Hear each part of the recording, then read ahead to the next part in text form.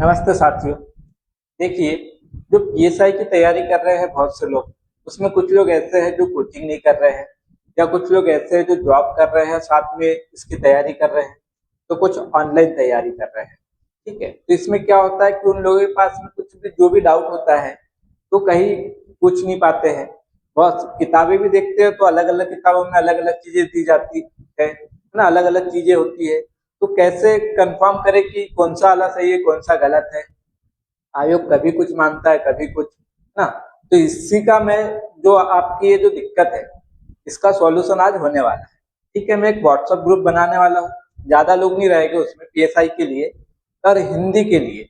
हिंदी में आपके जितने भी डाउट है तो आप वहां पे पूछ सकते हो। वहां पे आपको प्रमाण के साथ और तर्क के साथ उसका जवाब मिलेगा।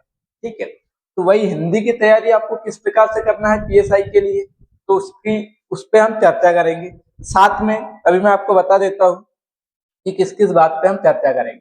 जैसे हिंदी के लिए कौन कौन सी किताबें चाहिए आपके पास, है ना। सिलेक्शन तो हर टीचर करवा देता है, लेकिन एक ही चीज को लेके बहुत से टीचर अलग अलग चीजें कहते हैं।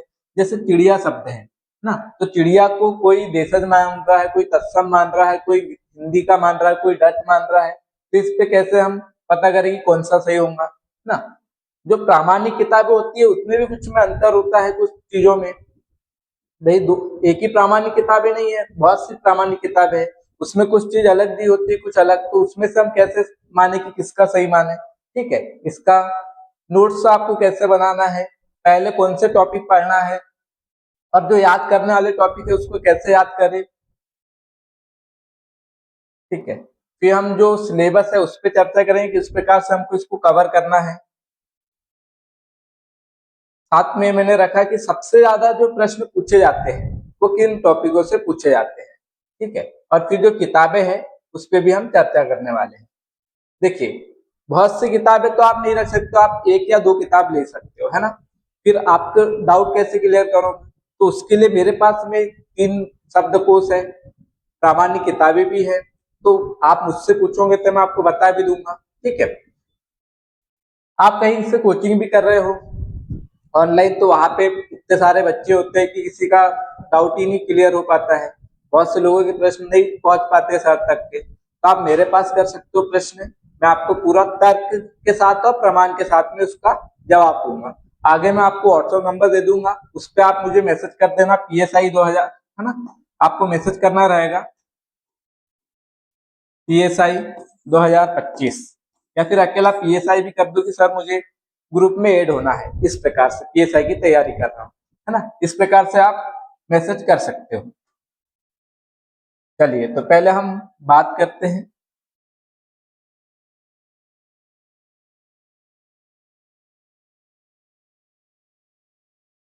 देखिए, हिंदी के लिए किताबें कौन सी होना चाहिए और अच्छी किताबें कौन सी है पीएसआई के लेवल की। तो देखिए, आपके पास में किताबें बहुत ज्यादा नहीं होना चाहिए, क्योंकि आप पूरी पढ़ भी नहीं पाओगे, और 2-3 अलग अलग किताबें होंगी तो आप उसको समझ भी नहीं पाओगे, है ना।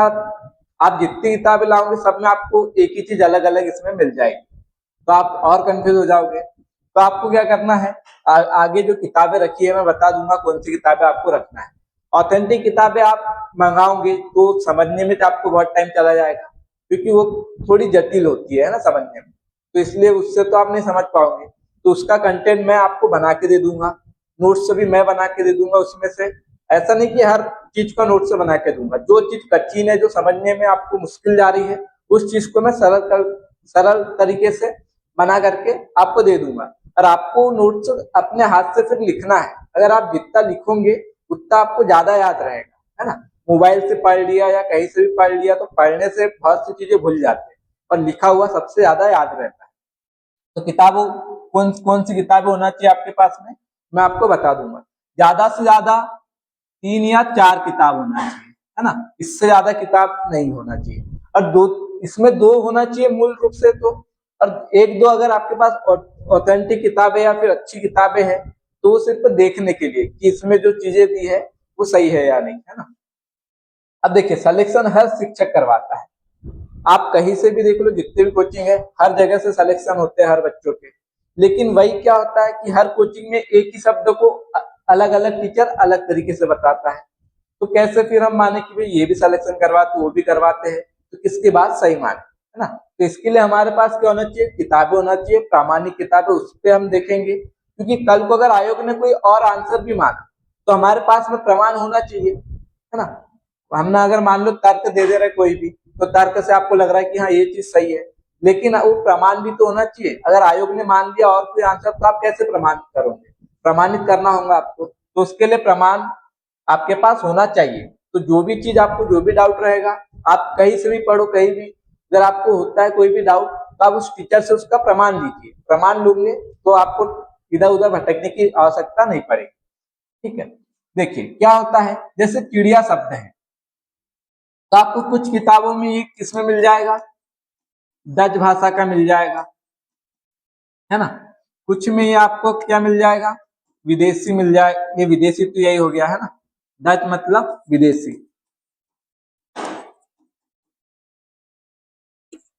और देखिए कहीं पे आपको मिल जाएगा कि ये क्या है, तद्भव है, कहीं आपको मिल जाएगा कि ये क्या है, हिंदी का शब्द है, और कहीं आपको मिल जाएगा कि ये कौन सा शब्द है, देशज। तब इसके प्रमाण आपके पास होना चाहिए, है ना। तो आपके पास प्रमाण होंगे तो आप आपत्ति लगा सकते हो, ठीक है। पर ऐसा नहीं है कि एक किसी किताब में दे दिए, जो 9वीं 12वीं वाली किताब है आपके राजस्थान की, उसमें डच में देख के रखा है, लेकिन उससे भी बड़ा प्रमाण अगर आपके पास कामदेव प्रसाद गुरु है, वासुदेव नंदन प्रसाद है ना, वाजपेयी जी है, या फिर संस्कृत शब्दकोश है आपके पास, तो उससे अगर आप लगाओगे तो वो उस किताब से बेहतर माना जाएगा। 9वीं 10वीं वाली जो किताब है वो पीएसआई के लिए तो बिल्कुल नहीं है, वो सिर्फ 9वीं 10वीं के बच्चों के लिए है ना, कि वो हिंदी को समझ सके, व्याकरण को समझ सके, उस लेवल की है वो, उसमें काफी गलती है, तो उसके आधार पे तो आप मत रहना।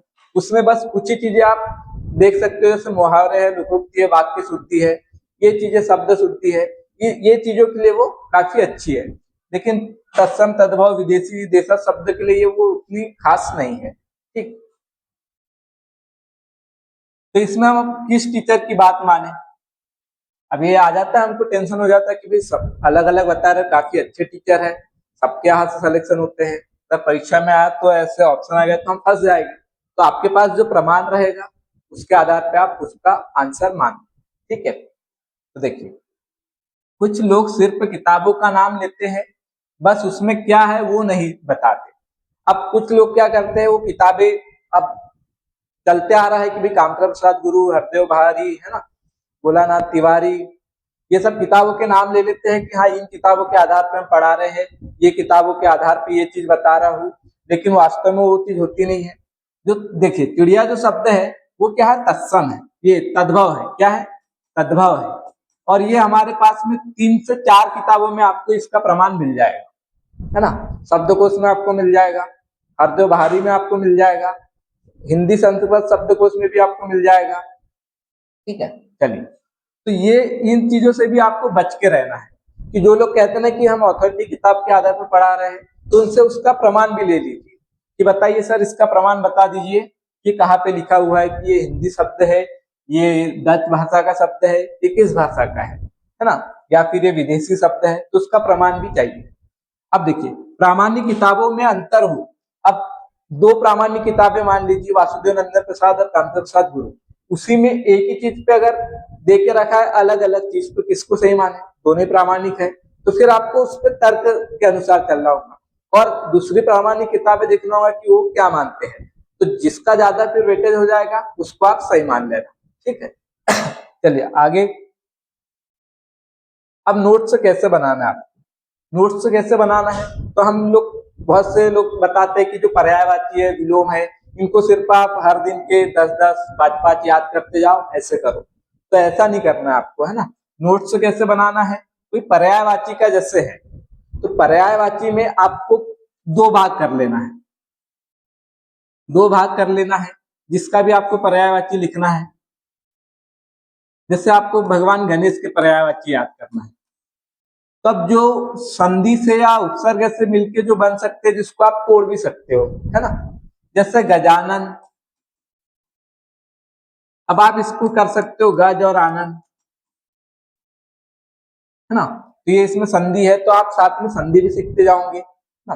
तो इस तरफ रख लेना। जैसे हेरम्ब हो गया एक, अब इसको आप नहीं तोड़ सकते हो तो इसको क्या करना है, इधर साइड लिख लेना है ना। जैसे कि जो आप संधि या समास से उसको तोड़ करके आप याद कर सकते हो अर्थ के आधार पे, उसको एक तरफ लिख लेना। जिसको आपको रखना ही है, रखने वाले को एक तरफ लिख लेना, ठीक है। और साथ में अगर उसका कोई विलोम शब्द मिल रहा है तो आप विलोम लिखो, तत्सम मिल रहा है तो उसका तत्सम लिखो, वाक्य में प्रयोग मिल रहा है, उसका कोई वाक्य बन पा रहा है तो उसको वाक्य में प्रयोग करो।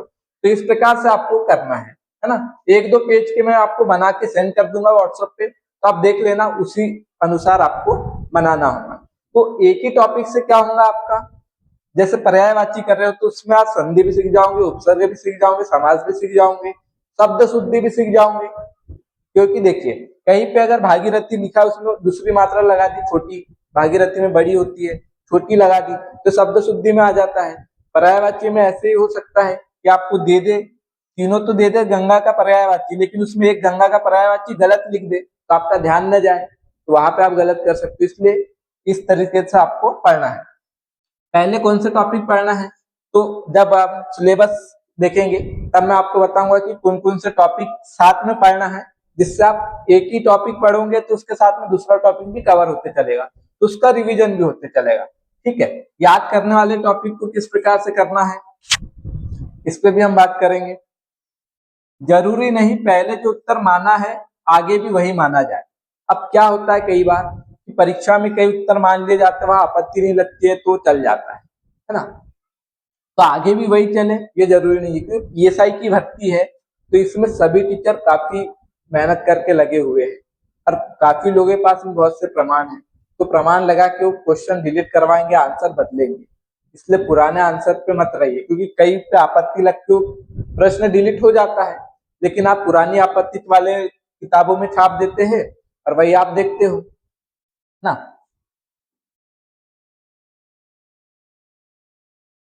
देखिए जैसे सिलेबस है तो इसमें आपको पर्यायवाची, विलोम, ठीक है, और क्या हो जाएगा यहाँ से, पर्यायवाची आपको साथ में पढ़ना है। एक ग्रुप बना दे रहा हूं मैं, है ना। पर्यायवाची, विलोम, तत्सम, तद्भव, देशज, विदेशी। जब आप पर्यायवाची पढ़ोगे तो उसके बाद में आपको ये टॉपिक पढ़ना है। अब पर्यायवाची में आप किसी भी शब्द का पर्यायवाची पढ़ते हो तो उससे आपका विलोम भी कवर होते जाएगा, है ना। तो इसके बाद में आपको विलोम पढ़ना है, और विलोम में भी क्या होता है कि शब्दों के जो विलोम होते हैं तो उससे पर्यायवाची दोनों मिलते जुलते टॉपिक हो जाएगा। तत्सम तद्भव भी करना है। पर्यायवाची में आपको तत्सम शब्द है अगर किसी का, जैसे आपको नेत्र के पर्यायवाची लिखना है तो उसमें अब अक्षी आ गया ना, तो अक्षी किसका हो गया, या नेत्र का पर्यायवाची है लेकिन शब्द क्या है, तत्सम है, आप इसको तत्सम लिख दो। इस प्रकार से लिख दो। इसका तद्भव क्या है तो तद्भव लिख दो, ये तद्भव शब्द हो गया। इस प्रकार से आपको नोट्स बनाना है ना। तो तत्सम तद्भव भी इसके साथ कवर होते चलेंगे। देशज और विदेशी शब्द, अब इनको याद करना होता तो देशज बहुत ज्यादा नहीं है तो ये तो आप याद कर लोगे। अब विदेशी शब्द में आप एक ही भाषा के फारसी हो गए, अरबी हो गए, उसके आप 200-250 इतने शब्द याद करोगे। आप जो ट्रिक बनाते हो, कहानी बनाते हो, तो वास्तव में वो कहानी आपको याद होती है। कोई शब्द आ गया था वहां सोचेंगे कि ये शब्द किस कहानी में था, कौन सी लाइन में था, वो याद करने बैठोगे ना। तो देखिए फारसी है, फारसी भाषा और अरबी, इसके सबसे ज्यादा शब्द हैं। बाकी जो भाषाएं हैं उसमें बहुत कम कम शब्द है तो आपको याद हो जाएंगे, उसमें आप कहानी बना सकते हो, उसमें लाइन आप लिख सकते हो। जैसे जापान में रिक्शा ऐसे चलती है जैसे सुनामी चल रही हो, तो जापानी शब्द क्या है, रिक्शा, और सुनामी जापानी शब्द है, तो ऐसे आप बना सकते हो। उसमें कम शब्द है लेकिन इसमें आप 250-200 शब्द याद कर रहे हो, उसकी कहानी बना रहे हो, तो आपको कहानी भी याद नहीं रहेंगी अच्छे से, और रहेंगी भी तो आप कंफ्यूज होंगे कि फारसी की है कि अरबी की है। तो इसमें जो परीक्षा में आ चुके हैं, है ना, इसमें जो परीक्षा में आ चुके हैं और जो अधिकतर उपयोग में आते हैं सब, उनको आपको याद करना है। बहुत ज्यादा इसमें याद करके कोई मतलब नहीं, क्योंकि आप भूलोगे पक्का। अगर आपको हो जा रहा है याद तो अच्छी बात है, आप कर लेना। बाकी इनके मैं ट्रिक बना के आपको सेंड कर दूंगा व्हाट्सएप पे। बहुत ज्यादा शब्द इसको नहीं पढ़ना है, क्योंकि इनसे बहुत कम ही पूछेगा ही विदेशी शब्द में। तो जापानी शब्द हो गया, तुर्की हो गया, पुर्तगाली हो गया, अंग्रेजी हो गया, है ना, इस भाषा के अधिकतर पूछने के चांस है, क्योंकि इसमें बहुत ज्यादा है। तो इसको आप देख लेना आपके हिसाब से, है ना। बाकी मैं आपको इसका भी बेटर बना के दे दूंगा। तो आपको ये एक ग्रुप में याद करना है, और मेरे हिसाब से तो पहले इसको ही करो। तो पर्यायवाची करोगे तो उसके अर्थ आप समझ पाओगे, विलोम के अर्थ समझ पाओगे, है ना। ये करो, और एक ग्रुप में आपको क्या याद करना है, एक ग्रुप में आपको जब तैयारी करना है तो उसमें क्या ध्यान देना आपको, संधि, है ना। संधि पढ़ो, उसके नीचे आप पढ़ो उपसर्ग, उसके नीचे आप पढ़ो प्रत्यय, और ये तीनों टॉपिक कवर हो जाता है तो आपके शब्द शुद्धि हो जाता है ना। 50% आपका शब्द शुद्धि हो जाएगा इसी में। ठीक है, ये हो गया। इसके बाद में आप पढ़ो समास, ये एक बना लो। बाकी फिर संज्ञा सर्वनाम वगैरह जो है उसको एक से पढ़ लो, वो उतना फिर मैटर नहीं करता है ना। ये दो चीजें आपको शुरू में करना है, कोई भी करो, पहले ये करो फिर ये करो, या फिर पहले ये करो फिर ये करो, ये दोनों करो, उसके बाद में आप संज्ञा सर्वनाम वगैरह पढ़ो। आपको याद जो करना है वो पारिभाषिक शब्दावली है ना। तो जो पुराने परीक्षाओं में आ गए हैं, और जो अदर एग्जाम अदर स्टेट है ना, यूपी, उत्तराखंड, एमपी, इसमें जो परीक्षाओं में पूछे जा चुके हैं, तो ऐसे प्रश्नों को मैंने लेकर के उसके शब्दों का मैंने पीडीएफ तैयार कर दिया है शब्दावली का, तो वो आप याद कर लेना। ठीक है, बाकी आप जो मैं आपको बुक दूंगा 9th 10th वाली, उसमें जो शब्दावली है उसका भी पीडीएफ दे दूंगा, तो वो आपको पढ़ लेना है। तो इसको तो आपको पूरा याद करना होगा। तो रही मुहावरे लोकोक्ति, ये भी आपको याद करना है, इसको हल्के में नहीं ले सकते हो आप, क्योंकि अब क्या कर रहा है आरपीएससी, क्या कर रहा है कि मुहावरे लोकोक्ति आपका पढ़ा हुआ ही देगा, लेकिन उसमें जो ऑप्शन देंगे चारों वो लगभग मिलते जुलते, तो आप सोचेंगे इसमें सब है कौन सा। तो जो ऑथेंटिक किताब है शब्दकोश है, उसमें जो दिया है वो अर्थ मैं आपको बताऊंगा, तो उस हिसाब से आपको चलना है। विराम चिन्हों का प्रयोग, ये पूरा टॉपिक आपको पढ़ना ही पड़ेगा, है ना। वाक्य शुद्धि, ये शब्द शुद्धि और समास ये खत्म हुआ, इसके बाद में आप वाक्य शुद्धि कर लेना। लगे तो शब्द शुद्धि के बाद में ही कर लेना, नहीं वाक्य शुद्धि समास की भी बात करना, है ना। तो ये टॉपिक के साथ में आपका कहीं पे शब्द शुद्धि वगैरह है, कहीं समास वाला जो सामासिक पद है वो सही होना चाहिए, तो उस आधार पे ये भी आपका कवर हो जाएगा, तो इसको उसके साथ करना। फिर जो बाकी परसर्ग, लिंग, वचन, पुरुष, तो इसमें जिस प्रकार से दिए वैसे आपको करना है, पर इसका ये जो सीक्वेंस है ये इस तरीके से करना, तो आपका क्या होगा कि आप शुरू का जो पढ़ रहे हैं वो आगे पढ़ते जाओगे तो उसमें भी ये मिलते हुए चलेगा।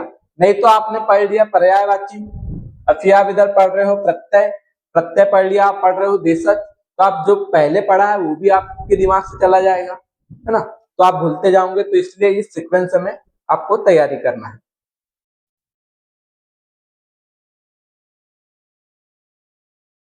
देखिए कौन कौन से टॉपिक है जिससे ज्यादा प्रश्न आते हैं। आपका जो टारगेट है वो ये नहीं होना चाहिए कि 180 प्लस 190 प्लस, ये नहीं होना चाहिए। आपका टारगेट होना चाहिए टॉपिक। अगर आप पढ़ रहे हो संधि, तो संधि में ऐसा जिस भी तरीके से प्रश्न बन रहे हैं सब तरीके से आपको आ जाना चाहिए, है ना, वो टारगेट होना चाहिए आपका। अगर ऐसा टारगेट रखोगे टॉपिक वाइज, तो आप लगे तो पूरे में से पूरे ला लोगे, है ना, 200 में से 200 ला लोगे। देखिए सबसे ज्यादा जो पूछे जाते हैं पारिभाषिक शब्दावली से 8 या 10 क्वेश्चन, मुहावरे लोकोक्ति से भी 8 या 10 क्वेश्चन आते हैं, वाक्य शुद्धि से भी 8 या 10 क्वेश्चन। ये जो तीन टॉपिक है इसमें सबसे ज्यादा प्रश्न बनते हैं। तो ये चीजों को तो हम कर सकते हैं, इसको एकदम रखना पड़ेगा। तो इसमें हो सकता है कि 2-3 आपसे ना बने, आपसे नहीं बनेंगे मतलब बाकी लोगों से भी नहीं बनेंगे, है ना। अगर बहुत ही हार्ड कहीं आउट ऑफ सिलेबस, मतलब कि कहीं से खोद के निकाला हो एकदम, है ना, छुपा हुआ, तो फिर किसी से ही नहीं बनना है। और बाकी फिर जो सभी पढ़ रहे हैं उससे अगर आप भी कर रहे हो तो सबके लिए सेम ही बात होगी। तो इसको आपको याद ही करना है। मुहावरे लोकोक्ति जो किताबें हैं अभी जो चल रही है ना, ऑथेंटिक किताबों को छोड़ के, वो काफी अच्छी किताबें हैं, लेकिन उसमें भी कई मुहावरे लोकोक्ति का जो अर्थ देकर रखा है वो गलत देकर रखा है। ठीक है, तो उसके लिए आपको ऑथेंटिक किताबों से ये पढ़ना पड़ेगा। वाक्य शुद्धि, इसमें तो आप किसी भी किताब से पढ़ो तो कोई गलती के चांस नहीं है, सभी में ये समान मिलेगा आपको। तत्सम तद्भव देशज विदेशज, इसमें दिक्कत आती है, कहीं पे तत्सम तद्भव अलग देके रखा है, कहीं पे देशज विदेशज शब्द अलग देके रखा है, तो उसका भी हम कर लेंगे।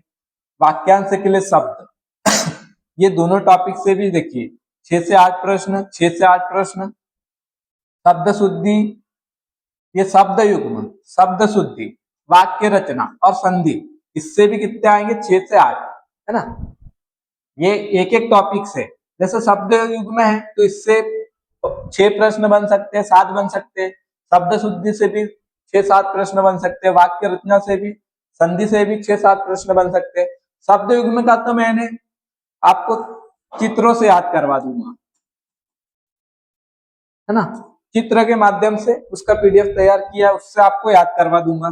शब्द युग्म, संधि तो नियम से हो ही जाता है, ठीक है। तो ये जो टॉपिक है कितने हो गए, 1 2 3 4 5 6 7 8 9 टॉपिक ऐसे हैं जिससे ज्यादा से ज्यादा प्रश्न बनते हैं। इसके बाद में जो टॉपिक है उससे 5 तक के बनेंगे, 5 क्वेश्चन आएंगे, या फिर 5 से कम 4 आएंगे, किसी में 3 आएंगे, किसी में 2 आएंगे, है ना। इस प्रकार से बनेंगे बाकी टॉपिक में।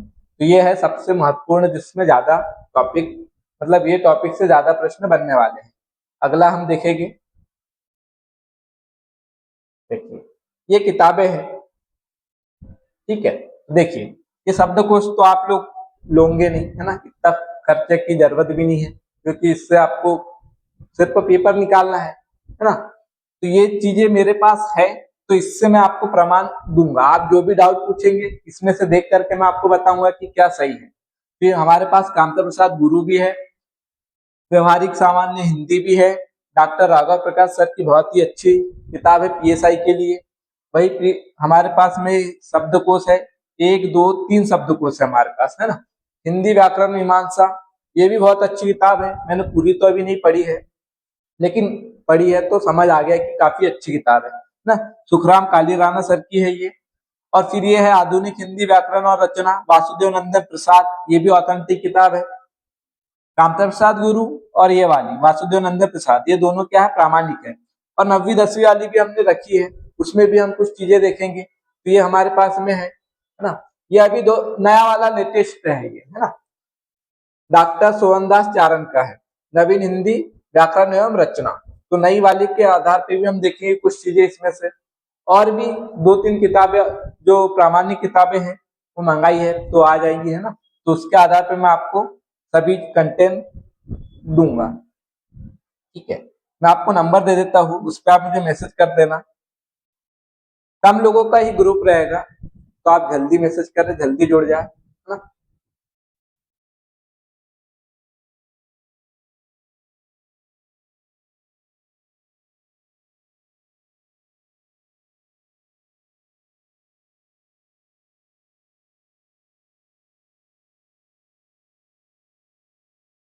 ये व्हाट्सअप नंबर है, इस पे आप मैसेज कर देना, पीएसआई करके सर ग्रुप में ऐड होना है ना। तो अभी 2-3 दिन तक के तो हम क्या करेंगे, जितने लोग जुड़ जाए उनको ऐड करेंगे।